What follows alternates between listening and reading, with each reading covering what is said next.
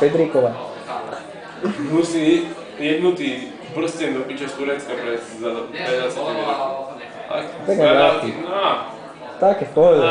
Postavili som. Počkaj, hlava. Dobre. Nízko rozpočtová. To je prasa, to je obyčajné prasa a vyťahnú odtiaľ zástrčky do a strčíme to do nosa. Zástrčka. Rexo, daj si ešte. Fuj, ty piča. To je strašne, to je zle. Ona sa umýva. Rexo môžem si vyhoniť. Sorry, ja nemám takéto kanály. Ale zase... Predstav si, že by sme si takto ičalitici pozerali traja vedľa seba a honili si. Čo povieš, Rudo?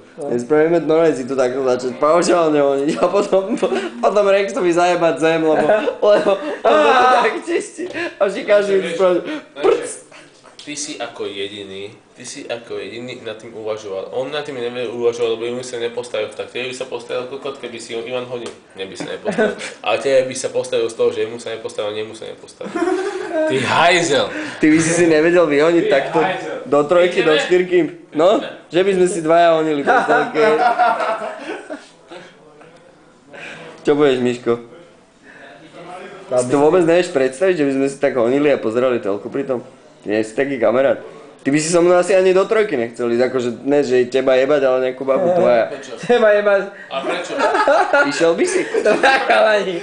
Nech sa jebať. Traja chalani. Ježiš. Ja by som vás zabil.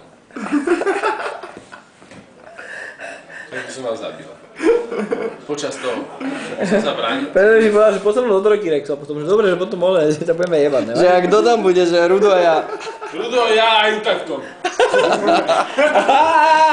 A to bolo po piči, že to bolo. Tak, presne. A potom by Rexo dobehol. Že tak ja chalani, ja sa teda nechám. Minútu bola veľa lepšieho žúrka ináč.